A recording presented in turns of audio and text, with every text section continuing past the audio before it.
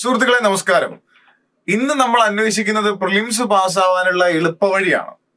എളുപ്പവഴി അന്വേഷിച്ചു പോകുമ്പോൾ സച്ചിൻ തെണ്ടുൽക്കർ നമ്മളോട് പറയുന്നത് നിങ്ങൾ ജീവിതത്തിൽ ഷോർട്ട് കട്ട് ഒന്നും തപ്പിപ്പോകരുത്, ശരിയായി അധ്വാനിക്കുക, ശരിയായ രീതിയിൽ അധ്വാനിക്കുക, സക്സസ് നിങ്ങളെ തേടിയെത്തും എന്നൊക്കെയാണ്. പക്ഷെ നമ്മുടെ കയ്യിലെ പ്രശ്നം പ്രിലിംസ് ഉണ്ട്, മെയിൻസ് ഉണ്ട്, ഇതൊക്കെ കുറച്ച് സമയത്തിനുള്ളിൽ പഠിച്ചു തീർക്കണം, ജോലി മേടിക്കണം. അപ്പൊ എല്ലാം നേരായ രീതിയിൽ ഒരു പുസ്തകത്തിന്റെ ഒരറ്റം മുതൽ അങ്ങേയറ്റം വരെ പഠിച്ചു തീർക്കാനോ ഒരു സിലബസിന്റെ ഒരറ്റം മുതൽ അങ്ങേയറ്റം വരെ പഠിച്ചു തീർക്കാനോ ശ്രമിച്ചാൽ നടപടി ഉണ്ടാവും തോന്നുന്നില്ല. അപ്പൊ നമ്മൾ കുറച്ച് സെലക്റ്റീവ് ആവണം. എങ്ങനെ കുറച്ച് എളുപ്പത്തിൽ പ്രിലിംസ് നമുക്ക് അപ്രോച്ച് ചെയ്യാൻ പറ്റുന്നതാണ് ഈ വീഡിയോയിൽ നമ്മൾ നോക്കുന്നത്. പ്രിലിംസ് പാസ്സാവാന്ന് പറഞ്ഞ വലിയ ബാലികറ മലയൊന്നുമില്ല, സിമ്പിൾ ആണ്. നിങ്ങൾ മെയിൻസ് മനസ്സിൽ ധ്യാനിച്ച് പഠിക്കുന്ന ഒരു വ്യക്തിയാണെങ്കിൽ പ്രിലിംസ് സിമ്പിൾ ആയിട്ട് ഇങ്ങ് പോരും. അപ്പൊ സിമ്പിൾ ആയിട്ട് പ്രിലിംസ് എങ്ങനെ ക്രാക്ക് ചെയ്യുക എന്നുള്ളത് നമ്മൾ നോക്കുകയാണ്. ഒന്നുമില്ല, ഇതുവരെ വന്നിട്ടുള്ള പ്രിലിംസിന്റെ കട്ട് ഓഫിൽ അത്യാവശ്യം ഉയർന്ന കട്ട് ഓഫ് എന്ന് പറയുന്ന ഏകദേശം ഒരു 50 മാർക്കൊക്കെയാണ്. ഒരു 50 റേഞ്ച് എന്ന് നിങ്ങൾ പിടിച്ചോളൂ.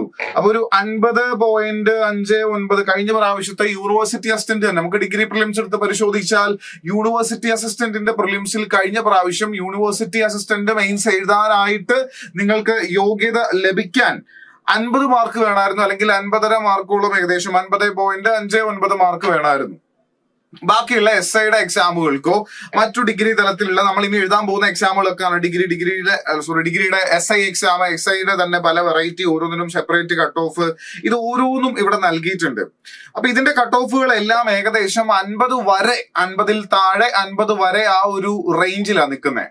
പ്രിലിംസ് ഒരു യോഗ്യതാ പരീക്ഷയാണ്. അവിടെ നമുക്ക് കിട്ടുന്ന മാർക്കൊന്നും നമ്മുടെ റാങ്ക് ലിസ്റ്റിൽ പരിഗണിക്കുകയില്ല. അപ്പൊ സിമ്പിൾ ആയിട്ട് എങ്ങനെ എളുപ്പത്തിൽ അത് ക്രാക്ക് ചെയ്യാന്നൊന്ന് മനസ്സിലാക്കി വെക്കുക, അത്രമാത്രം ഒന്ന് നോക്കുന്നു. ശരി, പ്രിലിംസിന്റെ സിലബസ് ആദ്യം നമ്മൾ മനസ്സിലാക്കുന്നു. ഈ മാർക്ക് ഡിസ്ട്രിബ്യൂഷൻ മാത്രമല്ല, സിലബസ് എന്തൊക്കെ പഠിക്കണം ഒന്നും പറയുന്നില്ല, ജസ്റ്റ് നമ്മൾ നോക്കുകയാണ്. ടോട്ടൽ ഒരു 50 മാർക്കിന് മേളില് എവിടുന്നൊക്കെ നമുക്ക് പെറുക്കിയെടുക്കാം, ഇതിനകത്ത് ഈസി ആയിട്ട് പെറുക്കിയെടുക്കാം, എവിടുന്നൊക്കെ പെറുക്കിയെടുക്കാം എന്നാണ് ആലോചിക്കുന്നത്. ഹിസ്റ്ററി വലിയൊരു വെല്ലുവിളിയാണോ എന്ന് ചോദിച്ചാൽ അല്ല. ഹിസ്റ്ററി നമുക്കൊരു 6 മാർക്കോളം എളുപ്പത്തിൽ ഒപ്പിക്കത്തില്ലേ? ഹിസ്റ്ററി വലിയൊരു വെല്ലുവിളിയല്ല. കാര്യം സിലബസിൽ പറഞ്ഞിരിക്കുന്ന കാര്യങ്ങൾ അവിടുന്ന് ചോദ്യം വരും, അത് വൃത്തിക്ക് നമ്മളങ്ങ് പഠിച്ചു പോയാൽ മതി.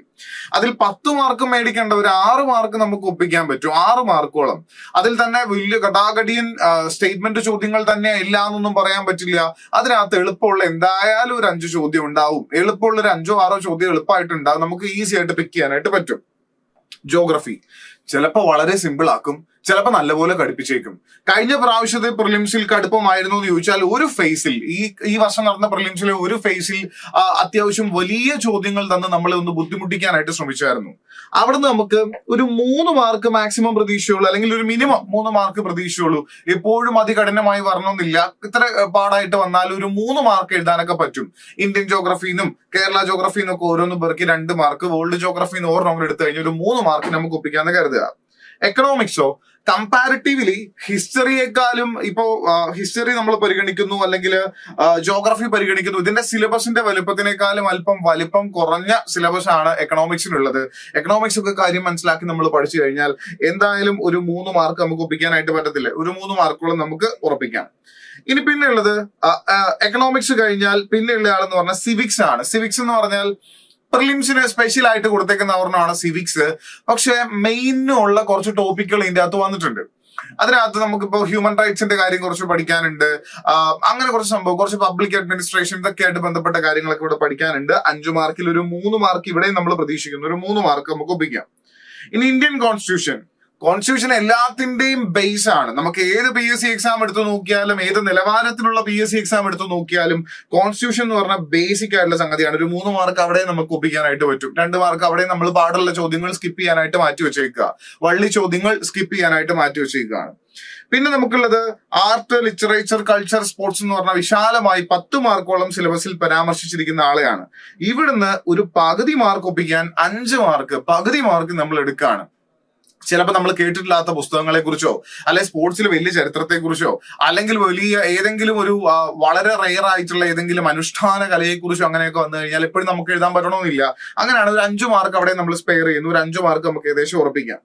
ഇനി ബേസിക്സ് ഓഫ് കമ്പ്യൂട്ടർ ചിലപ്പോൾ 5 മാർക്ക് നിങ്ങൾക്ക് അടിക്കാൻ പറ്റും, ചിലപ്പോൾ 1-2 മാർക്ക് നമുക്ക് കിട്ടാത്ത പോലെ ടൈറ്റ് ആക്കാറുണ്ട്. എങ്കിലും ഒരു 3 മാർക്ക് ഉറപ്പിക്കാവുന്ന ഒരു ഭാഗമാണ് IT.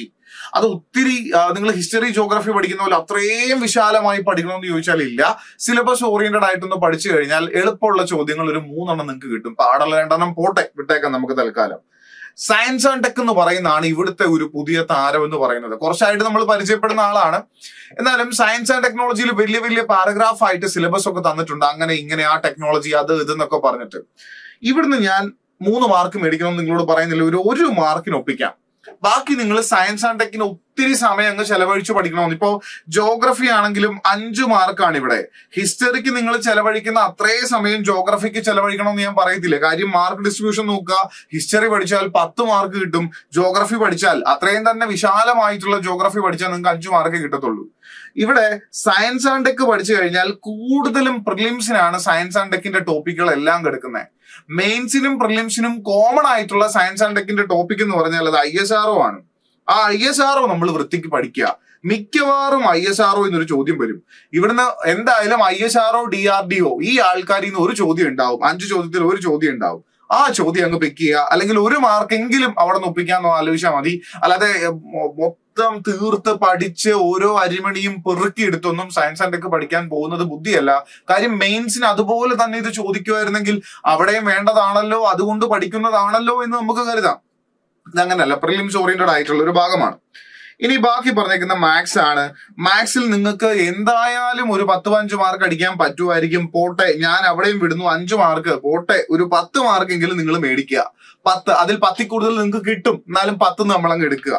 ഇനി ജനറൽ ഇംഗ്ലീഷ് നമ്മൾ പറയുന്നു. ജനറൽ ഇംഗ്ലീഷിന്റെ ഭാഗത്ത് 20 മാർക്കാണ് വരിക, അതും 10 കൂടുതൽ കിട്ടും.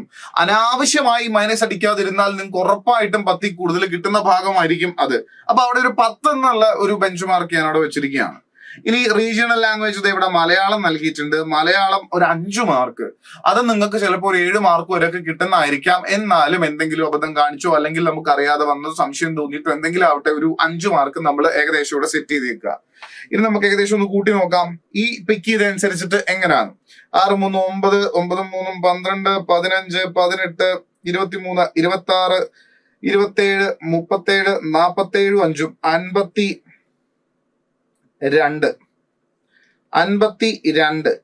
52 മാർക്ക് നമുക്ക് ഒപ്പിക്കാൻ പറ്റും. ഇത് എല്ലാവർക്കും ഒരുപോലെ ആയിരിക്കണമെന്നില്ല. ഞാൻ സയൻസ് ആൻഡ് ടെക് ഏകദേശം കോമൺ ഇങ്ങനെയൊക്കെ അടിച്ചു. ബാക്കി ചില ആൾക്കാർ ഇംഗ്ലീഷിൽ കുറച്ചുകൂടെ മുൻപിൽ നിൽക്കുമായിരിക്കും, മാത്സിൽ അല്പം വീക്ക് ആയിരിക്കും. ചില ആൾക്കാർ മാത്സിൽ കുറച്ച് മുമ്പിൽ നിൽക്കുന്നു, ഇംഗ്ലീഷിൽ അല്പം വീക്ക് ആയിരിക്കും. ചില ആൾക്കാർ മലയാളത്തിൽ മുമ്പിൽ നിൽക്കും. അങ്ങനെ കുറച്ച് വേരിയേഷൻ ഓരോരുത്തർക്കും ഉണ്ടാവും. ഞാനൊരു കോമൺ ആസ്പെക്റ്റിൽ പറഞ്ഞതാണ്. ചില ആൾക്കാർക്ക് ജോഗ്രഫി കുറച്ചുകൂടെ അറിയായിരിക്കും, ചില ആൾക്കാർക്ക് എക്കണോമിക്സ് കുറച്ചുകൂടെ അറിയായിരിക്കും, ചില ആൾക്കാർക്ക് കോൺസ്റ്റിറ്റ്യൂഷൻ കുറച്ച് അറിയില്ലായിരിക്കും, ചില ആൾക്കാർക്ക് ഈ ആർട്ട് ലിറ്ററേച്ചർ ആ ഭാഗമായിട്ട് യാതൊരു ബന്ധവും ഉണ്ടാവില്ല.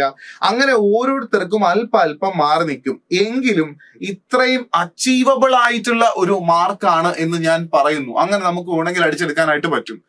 നിങ്ങൾ പ്രിലിംസിന് അധികം മൈനസ് വരുത്താതെ ഈ ഭാഗത്തു നിന്നുള്ള ഈ മാത്സ് മലയാളം ഇംഗ്ലീഷ് ഇവിടുന്നുള്ള മാർക്ക് മിനിമം നിങ്ങൾക്ക് മൈനസ് അടിക്കാതെ, മൈനസ് ഒത്തിരി വരുത്താതെ ഒപ്പിക്കാൻ പറ്റുന്ന മാർക്ക് ഇവിടുന്ന് ഒപ്പിക്കുക. അത് 25 മാർക്കല്ല, ചിലപ്പോൾ നിങ്ങൾ 30 മാർക്ക് ഇവിടുന്ന് ഒപ്പിക്കുമായിരിക്കും, 30-35 മാർക്ക് ഒപ്പിക്കുമായിരിക്കും, ബോണസ് എന്ന് വിചാരിക്കുക. ബാക്കി അറിയാവുന്ന എളുപ്പമുള്ള ചോദ്യങ്ങൾ മാത്രം ചെയ്താൽ, ബുദ്ധിമുട്ടുള്ളത് സ്കിപ്പ് ചെയ്യുക. ബാക്കി അറിയാവുന്ന നിങ്ങൾക്ക് കിട്ടുന്ന, നിങ്ങൾക്ക് ഉറപ്പ് വരുന്ന ചോദ്യങ്ങൾ മൊത്തം ചെയ്തിട്ട് അത്യാവശ്യം ഓപ്ഷൻ ഔട്ട് ചെയ്ത് സ്കില്ലൊക്കെ ഉപയോഗിച്ചൊന്നും ചെയ്ത് കഴിഞ്ഞാൽ ഈസി ആയിട്ട് ഈ പ്രിലിംസ് പാസ്സായി പൊക്കോളും. ഈസി ആയിട്ട് പാസ്സായി പൊക്കോളും. അപ്പൊ ഞാൻ ഇത് എന്തിന്റെ വെളിച്ചത്തിൽ പറയുന്നു എന്ന് ചോദിച്ചാൽ, ഇതുവരെ ഞാൻ ഡിഗ്രി പ്രിലിംസ് പഠിച്ചെഴുതിയിട്ടില്ല എന്ന് വേണമെങ്കിൽ പറയാം. പ്രിലിംസിന് വേണ്ടിയിട്ട് പഠിച്ച് ഞാൻ എഴുതിയിട്ടില്ല, പക്ഷെ ഇതുവരെ എഴുതിയേക്കുന്ന പ്രിലിംസ് എല്ലാം ഞാൻ പാസ്സായിട്ടുമുണ്ട്. അപ്പൊ ഇവിടെ ഫോളോ ചെയ്ത കാര്യം എന്ന് പറഞ്ഞാൽ, നമുക്ക് എല്ലാ എക്സാമിനും ബേസ് ആയിട്ടുള്ള, എല്ലാ എക്സാമിനും വേണ്ട ഈ മലയാളം ഇംഗ്ലീഷ് മാത്സ്, അതിനകത്തൊരു ബോധം നമുക്ക് ഉണ്ടായിരിക്കണം. അതിന്റെ സാധാരണ വരുന്ന ചോദ്യങ്ങൾ, പാറ്റേൺ അതൊക്കെ അറിയാമെങ്കിൽ എങ്ങനെ പോയാലും അവിടെ നിന്നുള്ള മിനിമം മാർക്കിന് മേളിൽ നമുക്ക് അടിക്കാനായിട്ട് പറ്റും. ബാക്കിയുള്ളതിൽ ചൂസി ആയിട്ട് എഴുതുക. ഏത് എളുപ്പമുള്ള എക്സാമോ അല്ലെങ്കിൽ പാടുള്ള എക്സാമോ ഏത് നിങ്ങൾ എഴുതി കഴിഞ്ഞാലും അങ്ങനെയുള്ള ചോദ്യം, അല്ലെങ്കിൽ ഒരു ചോദ്യം വലിയ ചോദ്യം എഴുതിയാലോ കുഞ്ഞു ചോദ്യം ആൻസർ ചെയ്താലോ എല്ലാത്തിനും 1 മാർക്കാണ്. അതിനകത്ത് വലിയ വ്യത്യാസമൊന്നുമില്ല. അപ്പൊ നിങ്ങൾ എളുപ്പമുള്ള ചോദ്യങ്ങളൊക്കെ സെലക്ട് ചെയ്തിട്ട് പ്രിലിംസ് ഈസി ആയിട്ട് പാസ് ആവാനായിട്ട് ശ്രമിക്കുക. മെയിൻസിന് കോമൺ ആയിട്ട് വരുന്ന ടോപ്പിക് എന്ന് പറഞ്ഞാൽ ഇത്രയും ആൾക്കാർ കോമൺ ആയിട്ട് വരുന്നതാണ്.